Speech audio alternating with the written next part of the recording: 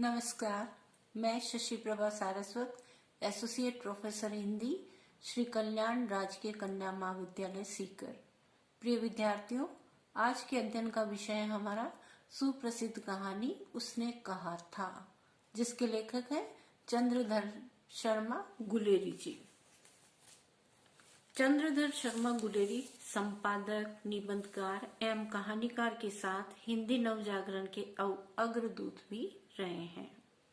उन्होंने सुखमय जीवन, बुद्धू का कांटा और उसने कहा था मात्र 3 प्रेम कहानियों की रचनाएं की है और वे हिंदी कहानी जगत में मूर्धन्य कहानीकार के रूप में प्रतिष्ठित हो गए। प्रस्तुत कहानी का नायक लहना सिंह अपनी किशोरावस्था में अमृतसर के व्यस्त बम्बू काट बाजार में आते जाते एक किशोरी को देखकर उससे प्रेम करने लगता है, परंतु ये प्रेम अप्रकट ही रहता है। जब उस किशोरी की सगाई की सूचना उसे किसी के मुख से सुनने को मिलती है तो वह महसूस करता है कि उसका कुछ खो गया है। दुनिया उसे सुन्नी लगने लगती है और वह बहुत समय तक असंतुलित, खोया खोया सा रहने लगता है, निराश बन जाता है, दुखी रहने लगता है। उसके जीवन के उस अध्याय का यही पटाक्षेप हो जाता है। आगे जब फौज में भर्ती होता है तो अपनी उस किशोरावस्था के प्रेम को, उस प्रेमिका को अपने सूबेदार की पत्नी के रूप में देखकर उसके पति और पुत्र की रक्षा का वचन देता है और अंत में अपनी जान देकर भी उस वचन का निर्वाह करता है। इस तरह इसमें कर्तव्य पालन एवं पवित्र प्रेम का उत्कर्ष दिखाया गया है, जो कि इसकी मूल चेतना है। इस कहानी की सबसे बड़ी विशेषता यही है कि इसका विषय है प्लेटोनिक लव, फिर भी उसमें कहीं गलदश्रु भावुकता नहीं है। इसी बात को आचार्य शुक्ल जी ने इस प्रकार प्रकट किया है। घटना इसकी ऐसी है जैसी बराबर हुआ करती है, पर उसके भीतर से प्रेम का एक स्वर्गीय स्वरूप झांक रहा है, केवल झांक रहा है, निर्लजता के साथ पुकार या करा नहीं रहा है।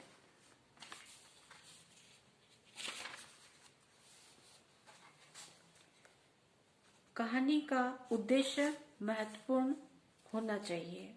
उद्देश्य कहानी का महत्वपूर्ण तत्व होता है।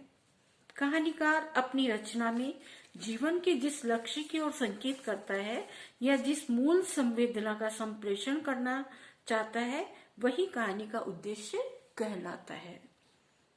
उसने कहा था कहानी उद्देश्य की दृष्टि से अत्यंत आदर्श कहानी है। इसमें यह उद्देश्य इस प्रकार से अभिव्यक्त हुआ है। पहला बिंदु है आदर्श ने प्रीति का निर्वाह। प्रस्तुत कहानी के नायक हैं लहना सिंह। लहना सिंह का किशोरावस्था में एक अपरिचित लड़की से मेलजोल बढ़ता है। इससे लहना सिंह के हृदय में उसके प्रति आकर्षण बढ़ता जाता है, उसके प्रति मन में प्रेम की भावना बढ़ती जाती है। ये घटना पूर्व स्मृति का काम करती है तथा 25 वर्ष बाद जब लहना सिंह का उससे सूबेदारनी होरा के रूप में मिलन होता है तो वह पूर्व प्रेम पवित्र भावनाओं से आबद्ध हो जाता है। उसी का निर्वाह करने के लिए लहना सिंह मोर्चे पर बोधा सिंह का पूरा ध्यान रखता है और उसकी तथा सूबेदार हजारा सिंह की रक्षा करने में अपना बलिदान दे देता है। इस तरह प्रस्तुत कहानी का उद्देश्य आदर्श स्नेह प्रीति के निर्वाह का संदेश देता है। वचन पालन का आदर्श। प्रस्तुत कहानी में लेखक ने घटनाक्रम का संयोजन बड़ी ही चतुराई से कुशलता पूर्वक किया है। कथा नायक लहना सिंह मोर्चे पर जाने से पूर्व सूबेदार के घर जाता है।